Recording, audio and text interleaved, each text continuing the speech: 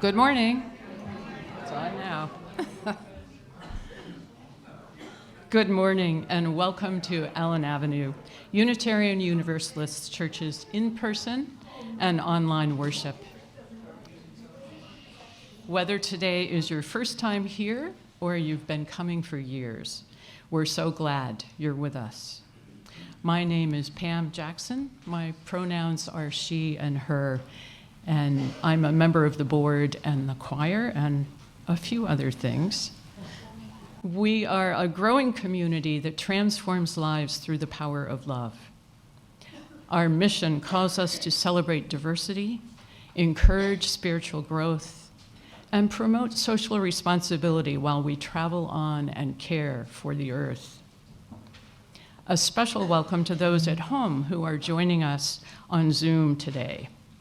If you're attending for the first time, please go to our website and fill out the welcome card so we can know more about you. I have a few announcements this morning. From Vicki Delfino, at the end of the service today, please stack the chairs against the wall and windows. Remember, 5 high only. And Reverend Tara has a couple announcements. Good morning. So this coming Thursday marks the 11th anniversary of the Sandy Hook school shooting. I know. There will be a multi-faith public witness event to protest gun violence and the selling of semi-automatic weapons here in our community on Thursday. If you are interested in joining and can clear your schedule between 10:15 a.m. and 1 p.m., please send me an email and I will share the specific details with you. We're not sharing them more broadly because we're hopeful that we can keep things as police-free as possible, but this is not the kind of event that risks arrest in any way. It's a peaceful protest. We're just trying to be as safe as possible. So if you're interested, please send me an email. I'll share more. Whether or not you can come on Thursday, you are invited to join me in making protest signs for the rally here at church in room 7 and 9 this Tuesday at 12:30. And now, another announcement in a little more lighter.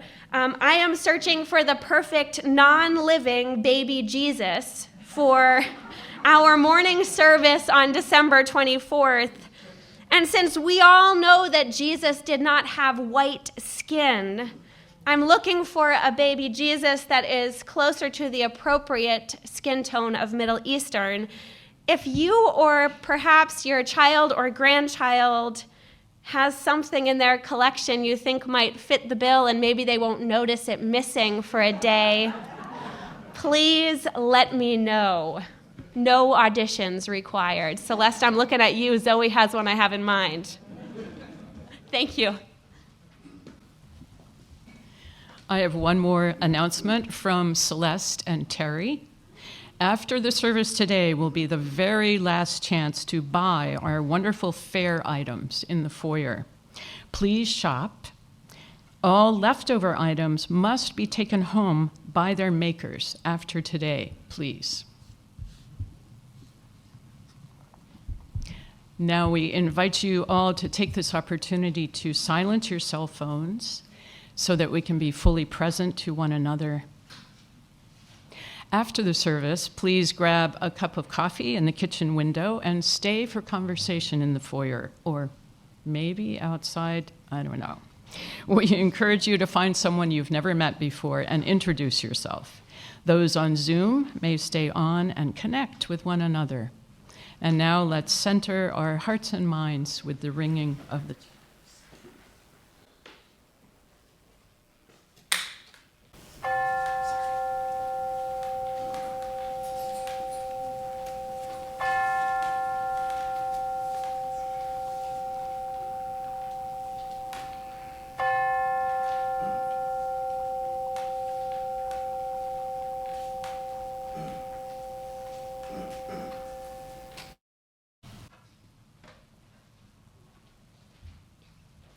Good morning, congregation, again.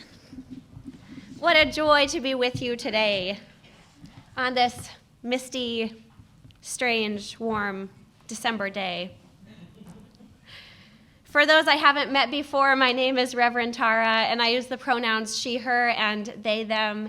I am the transitional minister here at Allen Avenue UU Church, fondly known as A2U2. So this December, as a congregation, we are working with a question in worship and in our Advent small group. How does a weary world rejoice? Each of our Sunday services is one way of answering this question. How does a weary world rejoice? Last week, our response was, we acknowledge our weariness. And today, how does a weary world rejoice? We answer, we root ourselves in ritual. We root ourselves in ritual. And so today we will reflect through stories, songs, and sharing on the story and rituals of Hanukkah and what it means to continue rituals through complex times of violence and war. We'll also share with one another the rituals we engage in each December that bring depth and meaning to our own lives. Each one of you should have received a slip of paper in your order of service this morning with a prompt and a little pencil. And if you didn't, and you give a wave, one of our ushers or somebody will bring you one. Well, I think they will. They will eventually, don't worry. It'll all work out. So for those of you who are on Zoom, Susie, who is our Zoom host, will be posting the prompt in the chat for you. And the invitation, once you get your slip of paper and your pencil, which will happen, the invitation is to respond to the prompt sometime between now and the offertory. And when the offertory happens, there'll be a separate basket that goes around collecting these slips of paper, and then I will be reading them aloud later in the service, so don't write anything you don't want me to share into the microphone. So friends, hear now our opening words, which today come from the Sanctuary, Boston. Whether you go to church on Sunday mornings or light candles on Friday nights, whether you've been hurt by religion, saved by it, or some of both, whether you're brand new to spiritual community or a seasoned seeker, whoever you are, wherever you are on your journey, you are welcome here. Consider yourselves joyfully called to worship. And as we light our sanctuary chalice this morning, those of you worshiping at home are invited to light a chalice or a candle near you to connect us to one another.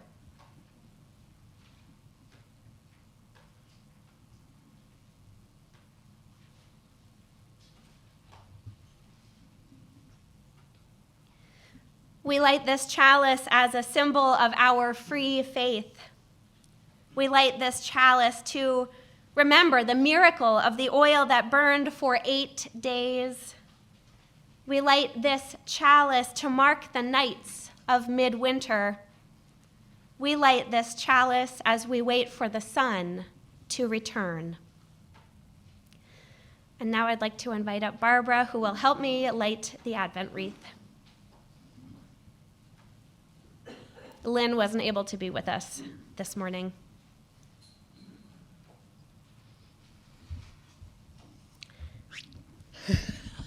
Two different heights. How does a weary world practice peace? By listening before we speak and saying sorry when we need to. By advocating for justice and caring for our neighbor.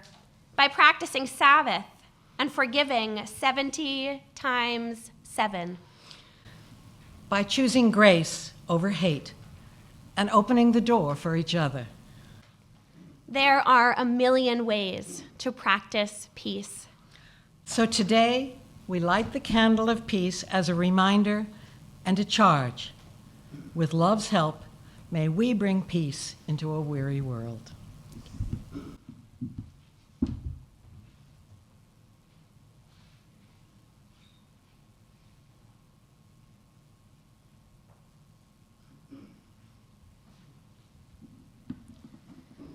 Our opening hymn this morning is Rock of Ages, Hear Our Song. And I want to just say a couple words about it before we sing. So traditionally sung by Jewish and A2U communities during Hanukkah, Rock of Ages is best known as a song of Maccabean military triumph, which we'll talk a little bit about in greater detail later in the service. And I just wanted to be clear before we sing this morning that even in a time such as this, while so many of us call for a ceasefire, yet the Israeli occupation of Gaza continues, we are called to remember that this is a moment to name that the Israeli government does not represent all Jewish people or Jewish faith, and to hold the complexity of these times. And so let us sing for the liberation of all people. Dale will play it through once, and then you're invited to rise in body or in spirit, number 223, Rock of Ages.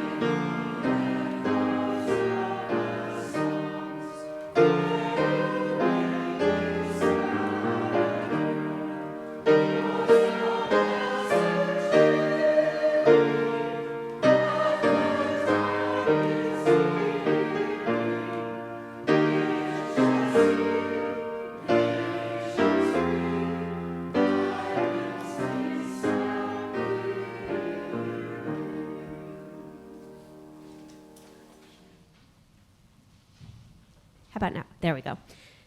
Does anybody, especially any kids, do any of you kids know what is up on the Joys and Sorrows table in between the sand and the candles?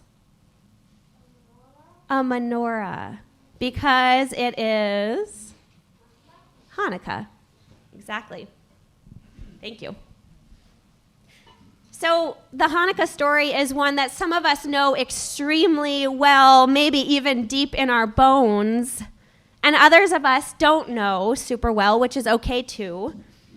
And so I'm going to tell it, a version of it at least.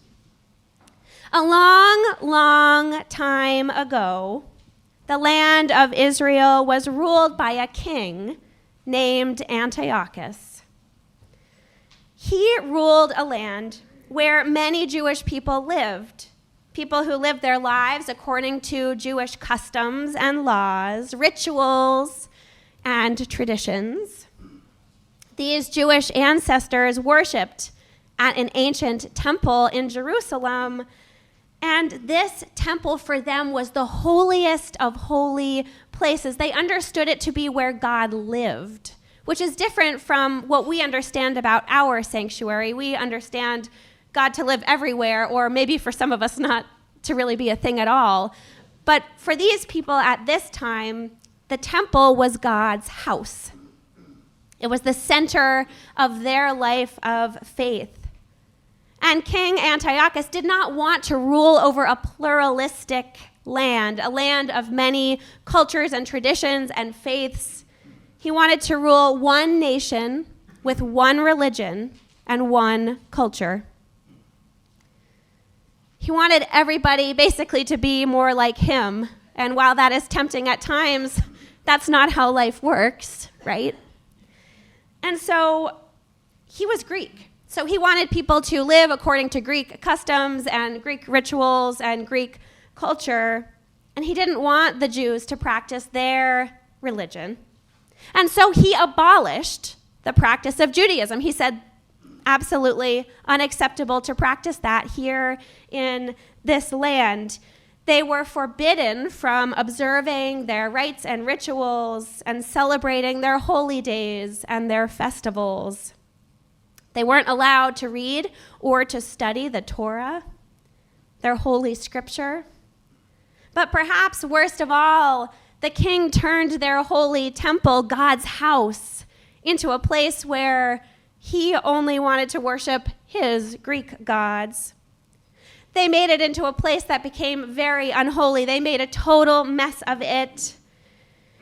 They set up altars to Greek gods all over the place. The Jews were not allowed to practice as they were called to practice. And they were afraid. They were afraid for their lives, and so they felt like they had to follow the king's orders. But one small group of Jews, the Maccabees, decided that they would not submit to the king any longer. They were done.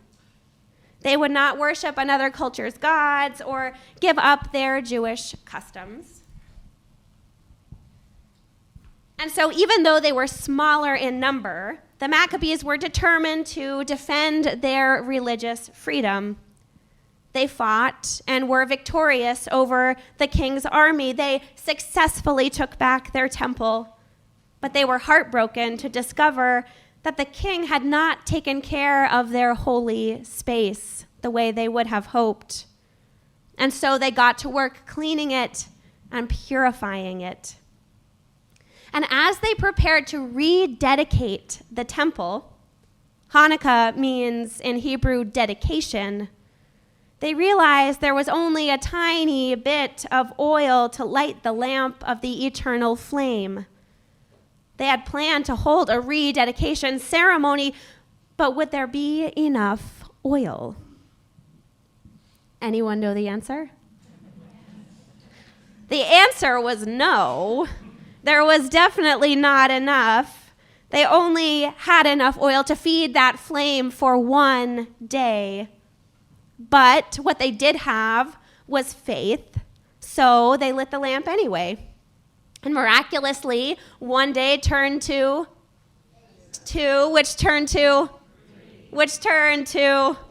and 7 and 8. Just the amount of time it took to get new oil. Now, Jewish people all over the world light the menorah for 8 nights in a row to honor this miracle that occurred so many years ago. And this year, I want to share some more words about this story for many Jewish people and Unitarian Universalists who recognize Hanukkah as a holiday in their community. The telling of this story this year feels particularly complicated given the situation in Gaza right now. But we must not shy away from telling the stories that matter to us because they're complicated.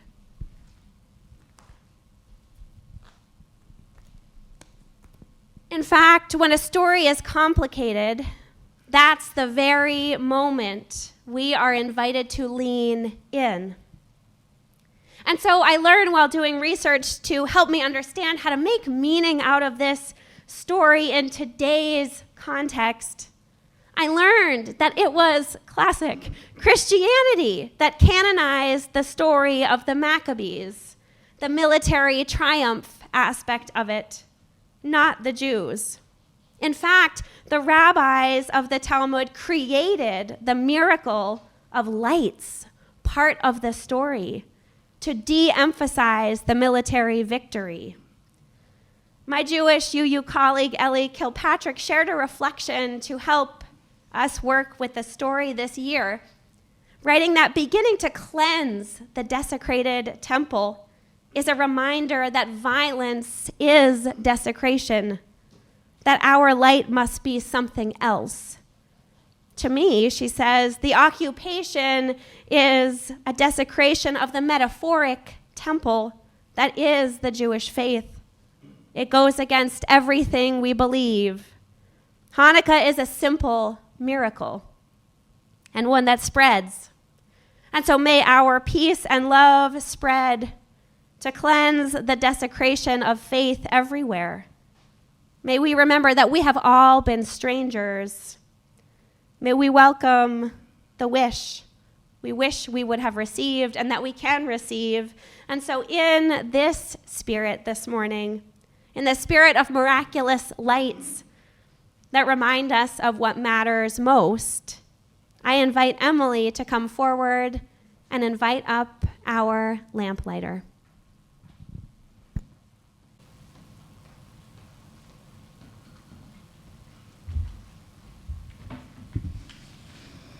In a few moments, some of us will go to religious education programming. But first, I invite our lamplighter, Emmett, to join me in the pulpit. A lamplighter is entrusted to transfer the light of the sanctuary chalice to the lamp and then go forth to RE spaces where they will light the chalices there.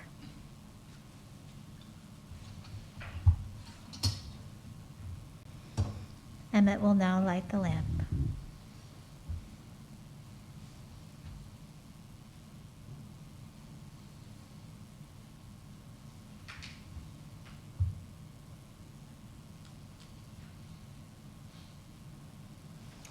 I invite those going to RE to follow the lamplighter as we carry the flame, expanding our sacred space.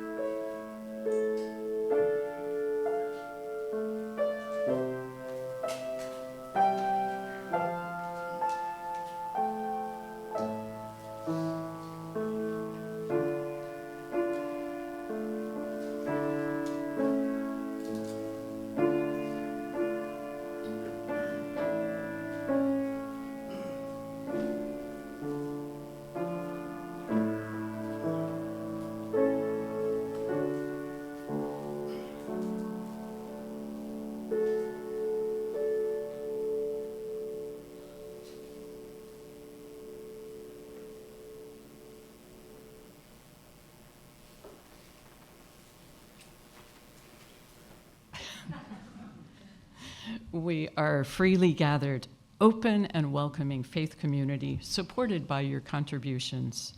Each week, a third of our offering is given away to a nonprofit organization whose mission aligns with our Unitarian Universalist values. This month's Share the Plate recipient is a little different. In December, we share our offering with the A2U2 Ministers Discretionary Fund, which provides confidential emergency financial assistance for church members and friends. You can learn more in your order of service, in the e-news, or by asking Reverend Tara. Donations can be made now as the basket is passed through the donate button on our website, or if you are a member on Breeze. If giving through Breeze, please note if your donation is your pledge or a gift to Share the Plate. If you're visiting for the first time this morning, please know that your presence is our gift, your gift to us, sorry. At this time, our offering will be collected and gratefully received.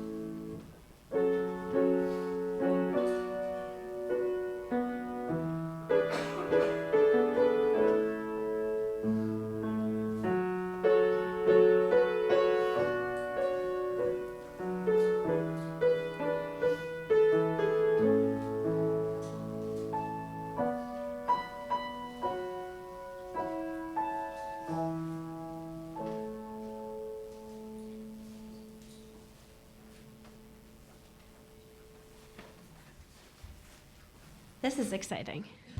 That's coming a little later, though. Lots of moving parts today.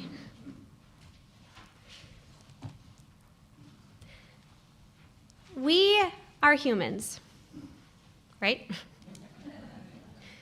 And humans are people of ritual. We are people of ritual. Here in this place, in this sanctuary, we honor each fall the water communion and each spring the flower communion. We light candles of sorrow and of joy. We rise to sing our hymns. We light the chalice to open worship or a meeting or a small group. There are, too, more broadly, rituals many of us engage in our own lives that may or may not be religious in nature. Saying grace before we eat, blowing out candles on birthdays, mailing holiday cards, blessing babies, exchanging vows at weddings, cooking family recipes, lighting a menorah, calling in the 4 directions to begin a ceremony, offering food, water, something living to one or many deities, ringing a chime, singing bowl, tingsha to open or close a time of meditation, making your coffee or tea a certain way in a certain mug at a certain time with that spoon, that adorable spoon. Chopping, splitting, and stacking your own wood in preparation for winter. We are people of ritual. Herbert Anderson and Edward Foley, co-authors of a book I love called Mighty Stories, Dangerous Rituals, write that since the beginning of humanity, we have been orienting ourselves within our lives and making meaning out of our lives through the practice of ritual, both public rituals and domestic ones too. Children, they write, often insist that bedtime rituals need to be followed with unvarying exactness. Preschoolers act out domestic chores or replay their favorite television show with deadly seriousness. Errant playmates are quickly reprimanded when they do not follow the rules. And it's not just children. Trimming the Christmas tree, for example, can become an aesthetic battle of exaggerated proportions between those who insist on arranging each strand of tinsel and the tossers who heave handfuls of the shiny strips toward a listing pine. Yes, some of you are tossers, I just know it. How does a weary world rejoice? We root ourselves in ritual. We root ourselves in these rituals. The ritual imperative, the authors write, is deeply embedded within us and cannot be ignored. Thus, in a real sense, it is not so much that we invent rituals as it is that they invent us. And I believe that when we are weary, when we struggle to see the hope or feel the joy, to find ourselves inside the spaciousness, the spacious invitation of rejoicing, when we are weary and the world we inhabit is weary, it matters that we can lean on our rituals, that we can keep in touch with our roots, that we can allow them to hold us, invent us, and carry us. In her memoir, Prayer in the Night, Tish Warren writes about the weariness and the grief she felt after multiple miscarriages. She is an Anglican priest, and she speaks the words of the evening Compline prayer every night, even though at the peak of her distress, she didn't resonate with or believe a single word of it. But it was her ritual, a ritual of her faith, which she trusted to hold her even if she had a whole lot of questions and a whole lot of doubt. And she leaned on that ritual, the power of that prayer, when she couldn't hold herself up. And it was a part of her own healing. There's a reason houses of worship tend to get visitors after tragic events. After 9/11, many went back to church or to temple or to other places of faith. After the 2016 election, January 6th, the mass shooting here in Maine this fall, there are always new faces on those Sundays. And I don't sense that it is because people think religion has all or even any of the answers to fix that which plagues life on this planet we share, or because there's been a sudden reigniting in belief in a higher power for any of us. I think it's because our bodies not only crave the comfort of familiarity in hard times when we have questions, but also because for those raised in a church or faith community of some kind, or who have had formative experiences in congregational settings, regardless of tradition, returning to ritual just makes sense. It just makes sense. When we are weary, leaning back in a creaky pew, reaching for the crossword puzzle and pencil newly sharpened each morning when we rise, watching the flame of a taper candle catch on to the wick of a chalice, cup of light. It just makes sense. And for a moment, perhaps part of us, even the smallest of parts, rejoices. Not the jump for joy kind of rejoicing, but the abiding knowledge that weariness is not the end of the story, of our story. The oil lasted 8 days, a miracle, because they lit the lamp. And so whether menorah, Advent wreath, candle, chalice, whatever, let us continue these rituals that by grace bring us closer to rejoicing. May we make it so. Amen.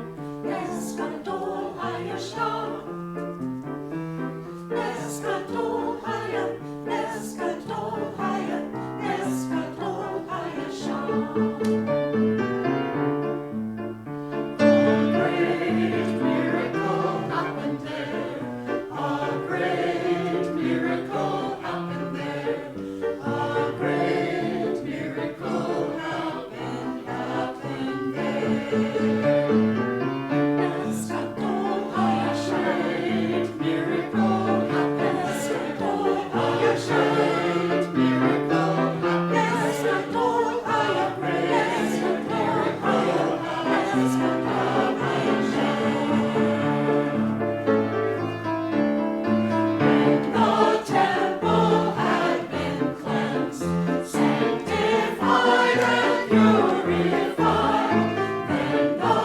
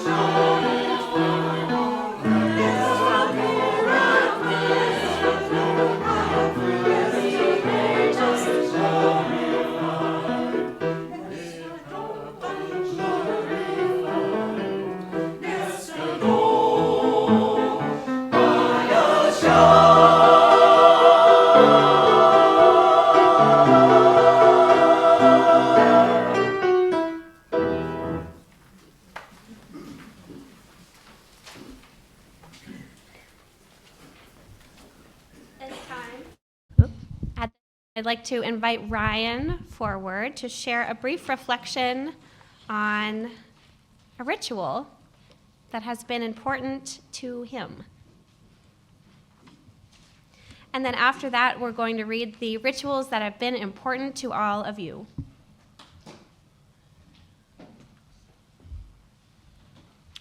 Thanks, Reverend Tara, for inviting me to speak. It means a lot.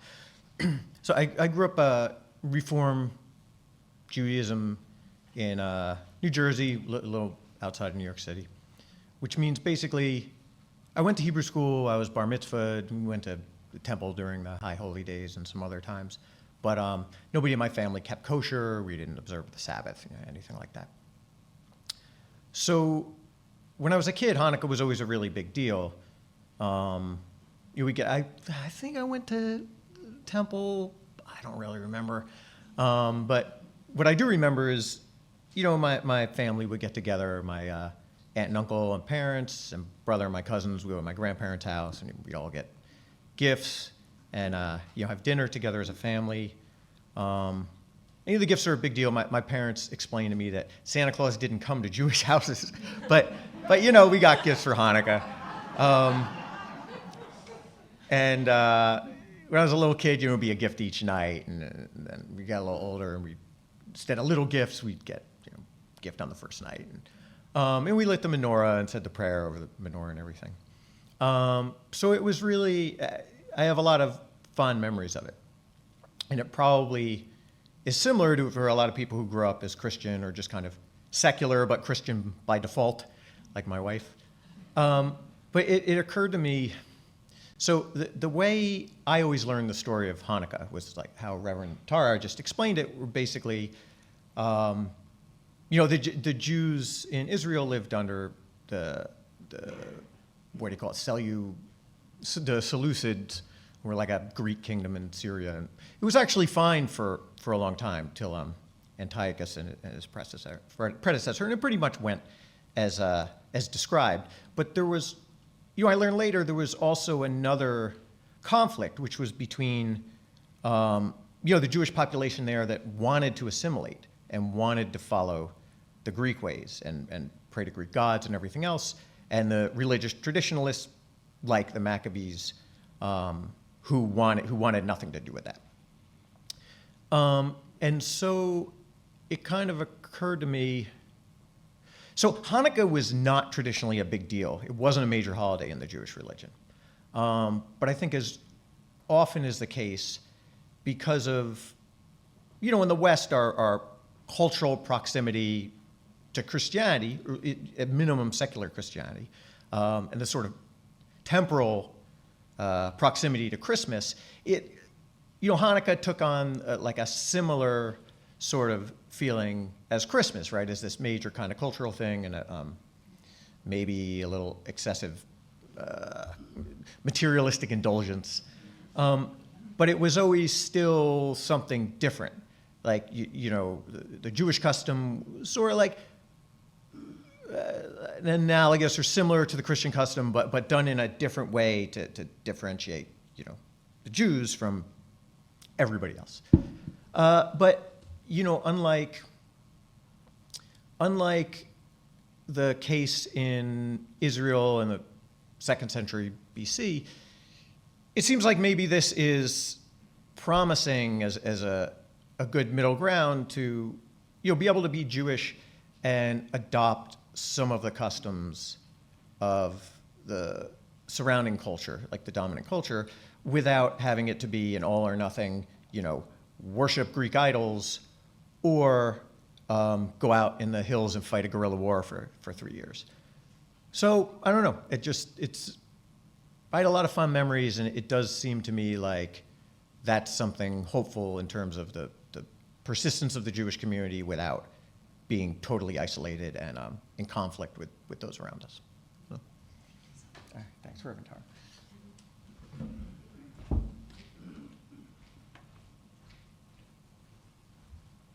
Thank you, Ryan.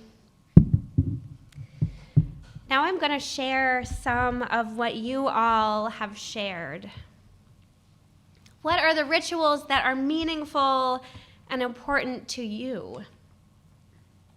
for those of us on Zoom. Some say sending Christmas cards to make me feel connected to the people I love. Candle dipping. Lighting the tree at the beginning of the day every morning and extinguishing it before bed. Lighting the menorah. Did anybody else rub the tinsel back and forth across your upper lip, leaving a probably toxic gray mustache? Ritual can take many forms. Taking Mom and her friends to see as many light displays as possible. Hanging up a woven Christmas tree my mother wove. And more. Giving thanks for all the gifts, benefits, love, and support I receive every day of my life. Passing the tradition of lighting the menorah to my kids, along with my wife's tradition of celebrating Christmas. Keeping it simple. No longer a tree, but a large red and white poinsettia on a table with a green cloth, a special tree. Advent wreath with candles. Lots of candles and fresh greens in my home. Going to my in-laws Christmas morning to celebrate with family. Looking for and attending small seasonal concerts. Gathering with faraway children, grandchildren here in Maine. Bonus, seeing Reverend Tara, my niece in the A2U church. Hi, Lisa. My aunt's here. Decorating with something light, baking cookies to give to friends, giving coats for kids, giving to Heap Home Heating, decorating the tree and the house. Friday night, shot of scotch. Concerts of Christmas music, choral performances. Somebody has beautiful cursive and hard to read. Something about CDs. Awesome. Love a CD. Putting up lights and lighting candles on Christmas Eve. Reading the poem, The Shortest Day on the Solstice. Baking special foods. Getting together with family. Listening to seasonal music I love. Family gathering at my parents' house. Driving around neighborhood, looking at lights. In the evening, of course. Light and display our ceramic Christmas tree. Baking cookies with a child or grandchild. Christmas concerts. Friends and family connections. Making gifts. Watching American football with heavy drinking.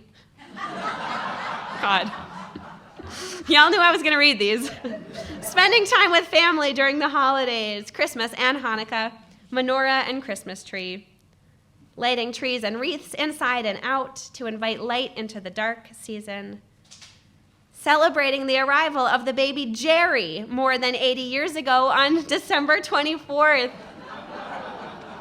He's white, so we can't use him this year for the baby. Celebrating my father's birthday on Christmas Eve and sharing old fashions. Set up our little tree in the front room window, making cookies with my sister. Sending out Christmas cards and a family newsletter to family and friends. Something about winter solstice. Oh, and Peter Mayer's winter album. Sharing music, visiting family, listening to John Denver and the Muppets Christmas album, visiting family in Texas, displaying Christmas decorations that were made for me by my beloved Aunt Shirley, remembering her and her lore and generosity, lighting candles at dinner every night, Christmas Eve dinner with the same friend, and 30 years of attending the Christmas Eve service together. More lights, willing it to snow and not rain, thinking about what the upcoming year will be like. The solstice celebration times 3. I bake 100 cookies to send a family on the West Coast. Sausage Day. I've been doing this almost every New Year's Day for 40 years. Making beautiful music, wrapping presents to bring somewhere. Walking with beautiful music, celebrating the solstice, spending time with family and friends and sharing meals and planning the winter solstice celebration. We are a people of ritual, aren't we? We are a people of ritual. Thank you for all that you have and always do share with this community. Our closing hymn this morning is number 226 in your gray hymnal, People Look East. You can rise in body or in spirit as Dale plays it through once, and then we will sing together.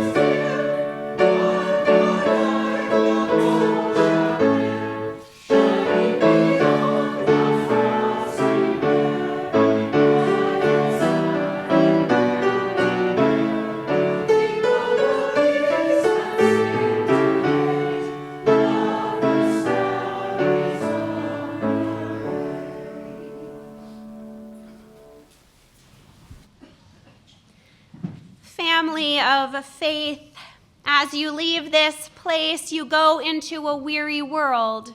So speak tenderly. Do the good that is yours to do. Choose connection. Hold on to hope. And remember, you are beloved. Our worship has ended, and our service begins. Friends, go rejoicing. The world needs it. Amen.